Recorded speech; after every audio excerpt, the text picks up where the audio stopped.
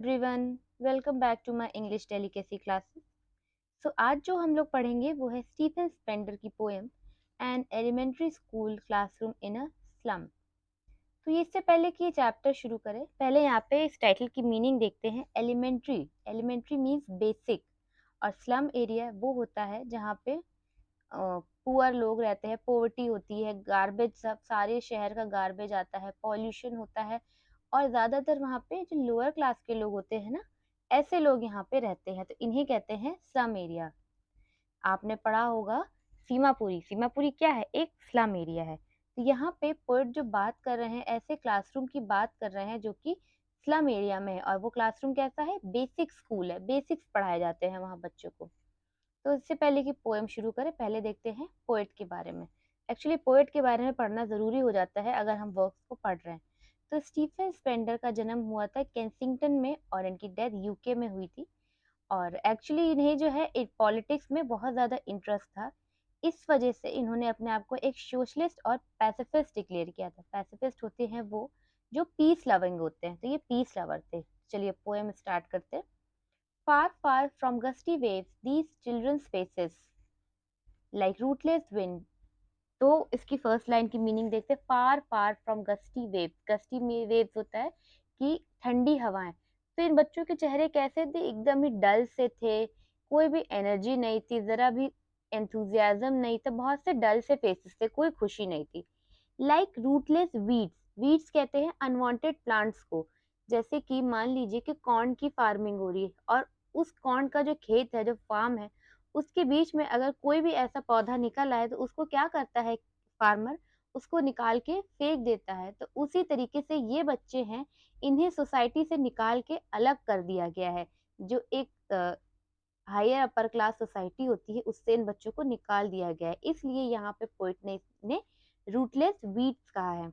The hair torn round their pallor, और इनका जो फेस है वो कैसा है? पैलर है, मीन्स कि कोई भी कलर नहीं है, कोई खुशी नहीं है, एकदम पेलिश कलर का होला है। और इनके जो हेयर है वो शैबी है, मीन्स की बहुत ही शैबी अपीयरेंस है।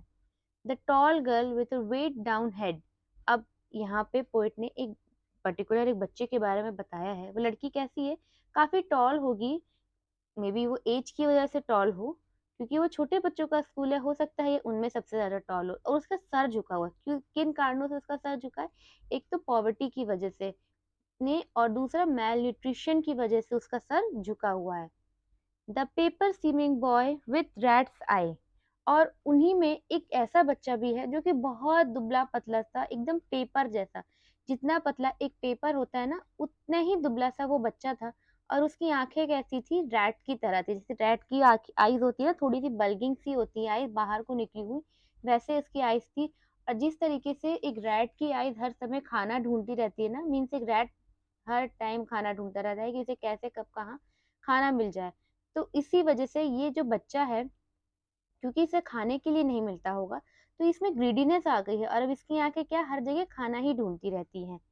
The stunted unlucky heir of twisted bones reciting a father's gnarled disease, his lesson from his desk. और इन्हीं के साथ एक छोटा बच्चा और है, जिसे अपने फादर को हेरिटेंस में क्या मिला है? बीमारी मिली है, नाल डिसीज मिली है, रिकेट्स की बीमारी मिली है। और वो बच्चा जो है पीछे बैठ के पढ़ रहा है अपने लेसन। अब जो एक अपर क्लास सोसाइटी होती है, उनके जो बच्चे होते हैं, उन्हें अपने पेरेंट्स से क्या मिलता है? मनी मिलता है, बंगलो मिलता है, प्रॉपर्टी मिलती है हेरिटेज में, इस तरह की क्वालिटीज मिलती है। लेकिन क्योंकि ये बच्चे बहुत ही ज्यादा पुअर सोसाइटी को बिलोंग करते हैं, तो इन्हें ये सब तो कुछ नहीं मिला। हाँ, लेकिन इन्हें अपने माता पिता से बीमारियां जरूर मिल गई। At back of the dim class, one unnotified, sweet and young, his eyes live in a dream of squirrel games in tree room other than this. अब वहीं पे एक छोटा सा बच्चा और है जो कि बहुत प्यारा सा है। वो फिजिकली तो क्लास में है, लेकिन उसकी आंखों में किस चीज का सपना है? वो मेंटली कहाँ पे है? वो बाहर गेम्स में है। और वो ट्री रूम जो उसके क्लासरूम है उससे बड़ा ही होता है। तो ये कंपैरिजन दिखा है कि जिस क्लासरूम में ये बच्चे हैं, वो बहुत ही ज़्यादा छोटा-सा रूम है, और लेकिन उसके ख्वाब किस चीज़ के हैं? कि वो इस क्लास से जल्दी से बाहर निकले और गेम्स खेले, स्क्वेरल का गेम खेले, ट्री रूम में गेम खेले, यहाँ से बस वो भागना चाहता है। अब नेक्स्ट लाइन देखते हैं। भाई देखिए, फर्स्ट स्टैन्ज़ा में यहाँ पे पोएट ने बच्चों का डिस्क्रिप्शन दिया था। अब यहाँ पे पोएट जो है क्लासरूम का डिस्क्रिप्शन दे रहे हैं। On sour cream wall donations, Shakespeare's head, cloudless at dawn, civilized home, riding all cities, belled, flowery Troilus valley. अब इस क्लासरूम की जो वॉल्स हैं वो वॉल्स कैसी हैं, सार क्रीमिश कलर की हैं। अगर आप जो क्रीम होता है ना, अगर आप उसे कुछ दिन तक जो दूध की जो मलाई निकलती है आप बाहर रख दे, फ्रिज में ना रखें, तो उसका कैसा गंदा सा अपीयरेंस हो जाता है, कैसा अजीब सा कलर हो जाता है, एक क्रीमिश सा कलर हो जाता है ना। तो उसी तरीके की जो वॉल्स हैं वो क्लासरूम की वॉल्स हो रही थी। पेंट उनका निकल रहा था, क्रीमिश कलर था, कहीं कहीं से प्लास्टर भी निकल रहा था। तो बहुत ही शैबी सी वॉल्स थी और उन वॉल्स पे लोगों की दी हुई कुछ डोनेशंस वाली फोटोज थी। कैसी थी? शेक्सपियर की फोटो थी और ट्रायलिस वैली की फोटो थी। अब शेक्सपियर बच्चों को कैसा लगता था? जिस तरीके से सुबह सुबह एक सनराइज होता है ना, आधा सा सूरज दिखता है, तो शेक्सपियर का जो सर था उनको बेल्ड लगता था। टकला मीन्स आप कह सकते हैं, बेल्ड लगता था। वो इस तरीके से शेक्सपियर को देख के कुछ हंसी उड़ाते थे। ट्रॉयलेस वैली की फोटो थी जहाँ पे खूबसूरत से फ्लावर्स थे, नेचर के पास, मतलब वो जा रहे थे उस फोटोज को देख के। तो इस तरीके की वहां पे फोटोज लगी थी। Open handed map affording the world it's world. अब इन्हीं सब के साथ एक वर्ल्ड मैप भी था। लेकिन and yet for these children these Windows not this map there world. अब लेकिन वो जो वर्ल्ड था, जो दुनिया को दिखा रहा था, वो दुनिया की हर एक चीज के बारे में, हर एक नदी, हर एक शहर, हर एक माउंटेन के बारे में दिखा रहा था। लेकिन इन बच्चे क्या हैं, ये बच्चे यहाँ पे पहुंच नहीं सकते क्योंकि ये इतने ज्यादा पुअर हैं कि इनकी कंडीशंस इनको अलाउ ही नहीं करेंगे इस जगह पे जाने के लिए, या सोच भी नहीं सकते। तो इन बच्चों की दुनिया क्या थी? जो विंडो के बाहर जो स्लम एरिया है, जो पॉल्यूशन है, जो गार्बेज के बीच में रहना, जो टूटे फूटे घर है, ये इन बच्चों की दुनिया थी। यहाँ पे पोएट बता रहे हैं where all their futures painted with a fog. और इनका जो फ्यूचर था वो जैसे किसी ने फॉग से पेंट कर दिया हो। विंटर सीजन में क्या होता है, जब एटमॉस्फेयर बहुत ज्यादा फॉगी होता है तो सन नहीं दिखता है आपको, सूरज की एक भी रोशनी नहीं पड़ेगी जब बहुत ज्यादा ठंड हो जाती है। तो यही इनका फ्यूचर था। इस तरीके से इनके ऊपर पॉवर्टी के काले बादल छाए थे कि जिस वजह से इनके ऊपर जो एक ब्राइटनेस होती है, जो खुशियां होती है, एक सक्सेस होती है, वो इन्हें मिल नहीं पा रही थी। तो इस वजह से यहाँ पोइट ने कहा है कि इनका जो फ्यूचर है वो फॉग में, एकदम फॉग में जा रहा था। ये एक मेटाफर है इस लाइन में। A narrow street sealed in with a lead sky. और जो पतली पतली जो गलियां हैं उनके ऊपर आसमान में काले बादल छाए थे। काले बादल क्यों छाए थे? एक्चुअली ये बच्चे जिस एरिया में रहते थे वहां पे फैक्ट्री का वेस्ट आता था। कुछ लोग वेस्ट जला देते थे और काफी वेस्ट जो है वो पानी में आके आता था। तो इतना ज्यादा पॉल्यूटेड एरिया वो हो चुका था कि जो आसमान का रंग है ना, कलर, वो ब्लू नहीं रहा था, वो लेड कलर का हो गया था। तो इस वजह से वो जो स्ट्रीट थी वो ऐसा लग रहा था उसकी जैसे लेड स्काई ने उसको बिल्कुल सील कर लिया हो। तो इसी तरीके का इन बच्चों की लाइफ हो गई थी, जैसे कि उसी गली से निकलना और उसी गली में वापस आना, उसके बाहर की उनकी दुनिया ही नहीं थी, क्योंकि उनके भविष्य को भी उसी आसमान ने बंद कर रखा था। Far far from rivers, capes and star of words. और अब ये बच्चे खूबसूरती से, नेचर से दूर थे, एजुकेशन से ये दूर थे, इनके पास कुछ भी नहीं था क्योंकि ये काफी ज्यादा पुअर थे, किसी भी चीज को अफोर्ड ही नहीं कर पा रहे थे। तो हर फैसिलिटी से, हर लग्जरी से, नेचर से, एजुकेशन से, सब चीज से ये बच्चे दूर थे।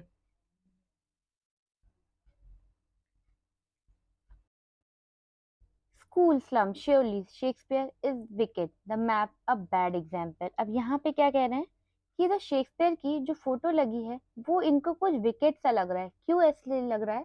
क्योंकि जो शेक्सपियर को ये जानते नहीं है, उन्हें ये नहीं पता है कि ये कितने ग्रेट राइटर थे, कितने अच्छे ये पोएट थे, ये ड्रामेटिस्ट थे।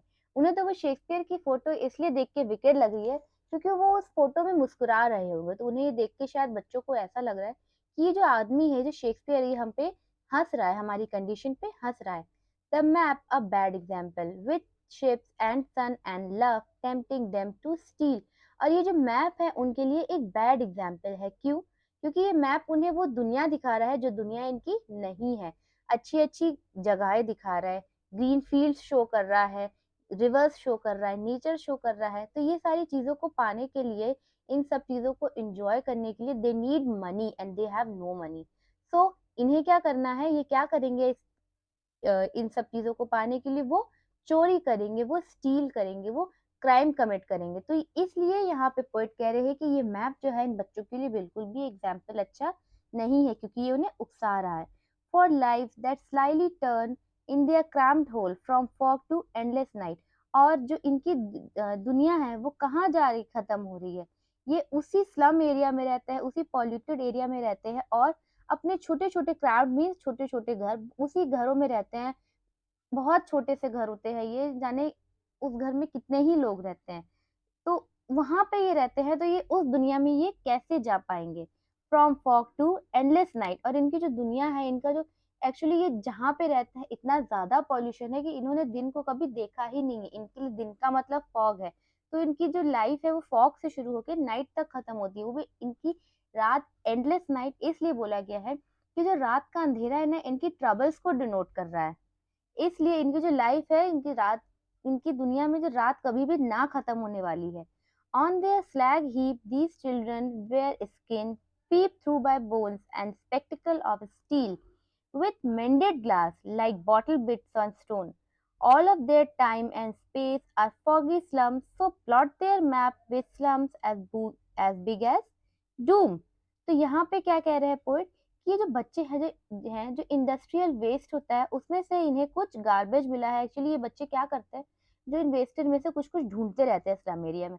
तो उन्हें क्या मिला है, स्पेक्टिकल्स मिले हैं, और जिनका जो वो मेंडेड किए हुए, मेंडेड मीन्स रिपेयर करना।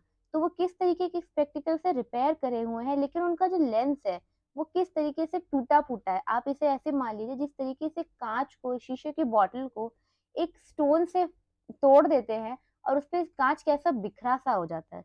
तो ये उसी तरीके का कुछ इनका लेंस हो रहे होंगे। और ये बच्चे अपीयरेंस कैसी है इनकी, जिन्होंने ये स्पेक्टिकल्स को पहना हुआ है, ये बहुत ही ज्यादा मैल न्यूरिश बच्चे हैं, बहुत ही ज्यादा दुबले पतले हैं कि इन्हें देख के ऐसा लग रहा है कि इनकी स्किन में से इनकी बोन्स झांक रही हो। मीन्स कि एकदम बहुत स्केलेटन इनकी बॉडी हो चुकी है। इनका बच्चों का सारा टाइम नथिंगनेस में पास हो रहा था, क्योंकि इनके पास करने के लिए कुछ भी नहीं था। इनकी लाइफ फॉगी स्लम में शुरू हुई थी और वहीं पे खत्म हो रही है। तो पोइट यहाँ पे कह रहे हैं कि इनकी इन कंडीशन को सुधारे, और इनका जो एरिया है उसे भी उस मैप में पॉइंट आउट किया जाए, उसे मैप में बताया जाए कि ये भी एक जगह है, यहाँ पर ये बच्चे रहते हैं। अब यहाँ पे लास्ट स्टैंजा में पोइट जो है अर्ज कर रहा है हम लोगों से कि हम लोग इन बच्चों के लिए क्या कर सकते हैं। देखिए, unless governor, inspector, visitor, this map becomes their window, and these windows that shut upon their life like catacombs. Catacombs कहते हैं कि अंडरग्राउंड एक्सकेवेशंस को कहते हैं, जिन्हें ये अब बंद कर दिया गया है, ये अब क्लोज हो चुकी हैं। तो यह के पोइट कह रहे हैं कि जब तक कि गवर्नर, इंस्पेक्टर, विजिटर मीन्स हम लोग इन बच्चों की हेल्प नहीं करेंगे, इनके लिए कोई नेसेसरी स्टेप्स नहीं लेंगे, तब तक ये जो इनकी दुनिया है वो विंडो के बाहर जो पॉल्यूशन है, जो स्लम है, जो गार्बेज है, वही इनकी दुनिया रहेगी। और वो जो इनकी दुनिया मैप पे दिखाई हुई है वो कभी भी नहीं बन पाएगी। इनकी लाइफ वहीं से शुरू होगी, कैटाकॉम्स की तरह। जिस तरीके से आज कैटाकॉम्स बंद कर दिए गए हैं, उसी तरीके से जो आगे की अपॉर्चुनिटीज हैं, जो खुशियां हैं, वो भी इसके भी दरवाजे इनके लिए हमेशा के लिए बंद हो जाएंगे। Break O break open till they break the town, कि इन बच्चों के लिए जल्दी ही कुछ किया जाए, इनकी हेल्प करा जाए, कि इससे पहले कि ये बच्चे रेवोल्यूशनरी बन जाए, एक रिवोल्ट ले आए। फिर पोइट क्या कह रहा है, and show the children to green field and make their world. अब यहाँ पे कह रहे हैं कि इन बच्चों को वहां से, उस गंदे से एरिया से, उस डर्टी प्लेस से निकाल के हरा मैदान दिखाया जाए, ग्रीन फील्ड दिखाया जाए, और उसे इन बच्चों की दुनिया बनाई जाए। Run azure on gold sand, इन्हें खुला आसमान दिखाया जाए। Azure means bluish colour of sky, इन्हें खुला आसमान दिखाया जाए। And let their tongues run naked into books, the white and green leaves open, history whose history their whose language is the sun। और इनको एजुकेट किया जाए ताकि ये एजुकेशन इन्हें प्रॉपर मिल पाए। जब इन्हें सारी चीजें मिल पाएंगी, इनका नेचर के पास जाएंगे, इन्हें हर फैसिलिटी मिल पाएगी, तो ये अपने लिए खुद कुछ कर सकते हैं। अपनी हिस्ट्री ये खुद लिख सकते हैं, मीन्स अपनी हिस्ट्री चेंज कर सकते हैं। ये जो इनकी इस्लाम, इनकी हिस्ट्री है, इसे ये चेंज कर सकते हैं, अपना फ्यूचर बना सकते हैं। तो यहाँ पे पोइट यहाँ पे ये कह रहा है। तो अगर ये वीडियो आपको पसंद आई हो तो इसे चैनल को लाइक, वीडियो को सब्सक्राइब जरूर करें।